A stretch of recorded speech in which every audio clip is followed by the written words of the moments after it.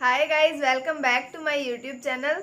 हम पढ़ रहे थे गुर्जर प्रतिहार वंश के बारे में, जिसमें कल हमने गुर्जर प्रतिहार वर्ड का मीन पढ़ा था और इसकी उत्पत्ति के स्रोत पढ़े थे। आज हम इसके संस्थापक के बारे में पढ़ते हैं। तो गुर्जर प्रतिहार वंश का संस्थापक आता है हरिश्चंद्र।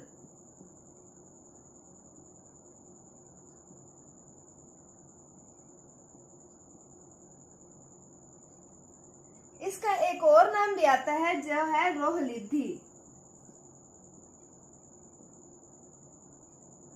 और रोहलिद्धि का मतलब होता है विद्वान। तो गुर्जर प्रतिहार वंश का संस्थापक हरिश्चंद्र, जिसका नाम आता है रोहलिद्धि और इसका मतलब होता है विद्वान। जोधपुर का घटियाला अभिलेख आता है, एक जोधपुर का घटियाला अभिलेख।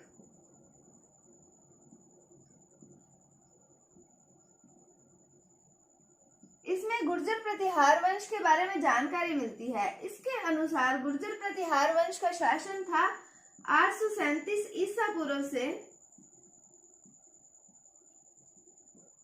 861 ईस्वी तक। 837 ईसा पूर्व से 861 ईस्वी तक इसका शासन काल था। उसके बाद में हरिश्चंद्र के बारे में आता है कि इसके 2 विवाह हुए थे। एक हुआ था इसका ब्राह्मण स्त्री के साथ,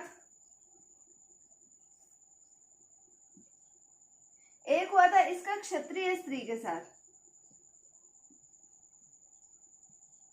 जिसमें क्षत्रिय स्त्री का नाम आता है भद्रा।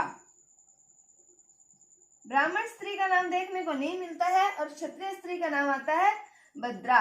और भद्रा से इसके 4 पुत्र हुए थे। एक का नाम आता है रज्जिक,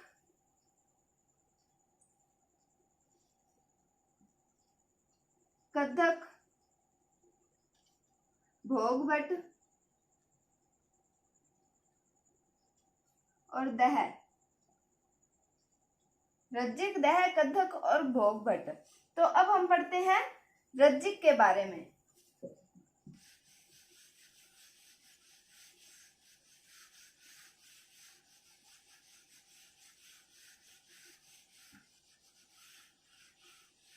रज्जिक के बारे में पढ़ने से पहले हम देखते हैं मुहणोत नैन्सी का थोड़ा सा, कि मुहणोत नैन्सी क्या कहता है। मुहणोत नैन्सी की एक पुस्तक आती है मारवाड़ रा परगणारी विगत।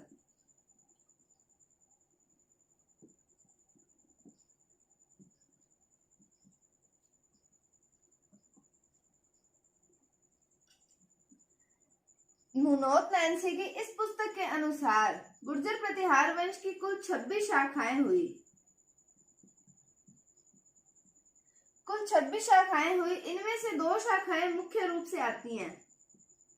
एक तो आती है भीनमाल,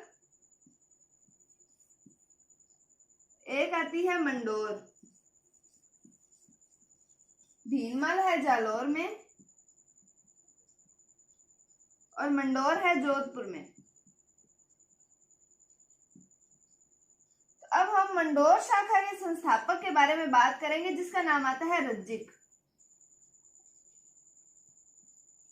तो अब देखते हैं रज्जिक के बारे में।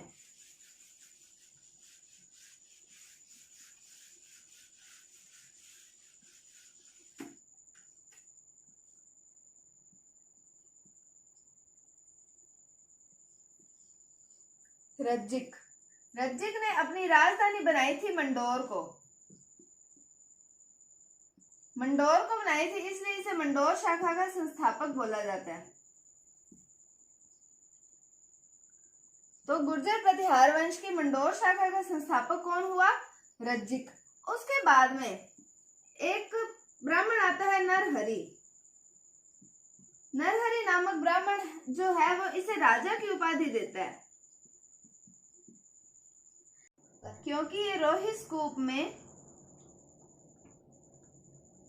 एक मंदिर का निर्माण करवाता है, जिसका नाम आता है महामंडलेश्वर महादेव।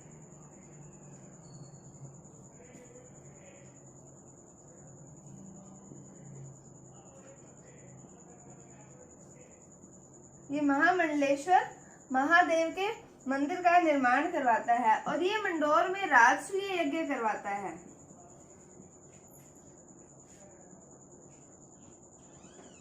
तो रज्जिक के बारे में क्या देखा? मंडोर शाखा का संस्थापक, इसने मंडोर को अपनी राजधानी बनाया। और नरहरि नामक ब्राह्मण इसे राजा की उपाधि देता है। इसने रोहिस्तकूप में महामंडलेश्वर महादेव के मंदिर का निर्माण करवाया था। ये इंपॉर्टेंट क्वेश्चन है, कई बार प्रश्न पूछा जाता है कि रज्जिक ने कौन से मंदिर का निर्माण करवाया था? तो महामंडलेश्वर महादेव मंदिर का निर्माण करवाया था। इसने राजसूय यज्ञ भी करवाए थे। अब इसके बाद में इसका पुत्र आता है नरभट्ट। अब हम देखते हैं उसके बारे में, नरभट्ट के बारे में।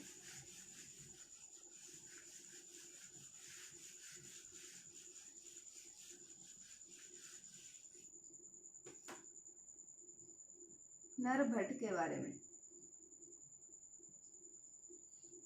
हमने कल पढ़ा था। एक यात्री आता है, चीनी यात्री ह्वेनसांग। ह्वेनसांग का हमने पढ़ा था 72 देशों की यात्रा करता है लगभग ये। तो उसमें से एक ही भीनमाल जालोर की भी यात्रा करता है।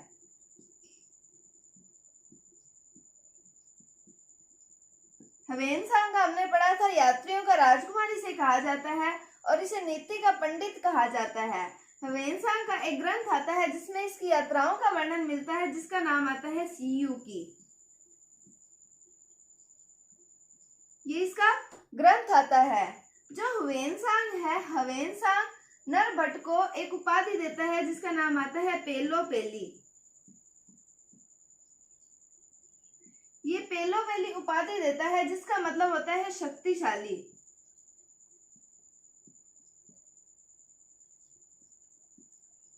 तो ह्वेनसांग नरभट्ट को उपाधि देता है पेलो पेली की।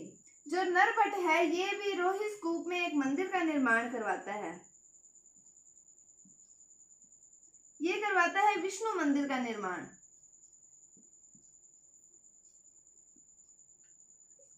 विष्णु मंदिर का निर्माण करवाता है। ये एक और उपाधि धारण करता है जिसका नाम आता है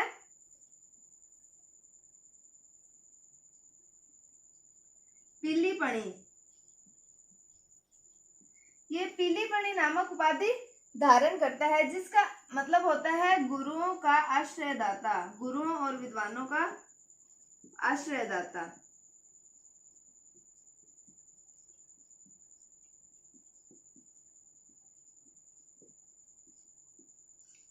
तो नरभट्ट के बारे में कि ह्वेनसांग इसे पेलो पेली नामक उपाधि देता है। ये रोहिस्तकूप में विष्णु मंदिर का निर्माण करवाता है और ये पीलीपणी नामक उपाधि धारण करता है जिसका मतलब होता है गुरुओं और विद्वानों का आश्रयदाता। फिर इसका पुत्र आएगा नागभट्ट प्रथम, जिसके बारे में हम कल पढ़ेंगे। तो आज के लिए इतना ही। अगर आपको वीडियो थोड़ी सी भी अच्छी लगी है तो प्लीज इसे लाइक कीजिए, शेयर कीजिए, चैनल को सब्सक्राइब जरूर कीजिए। Thank you, thanks for watching, bye bye.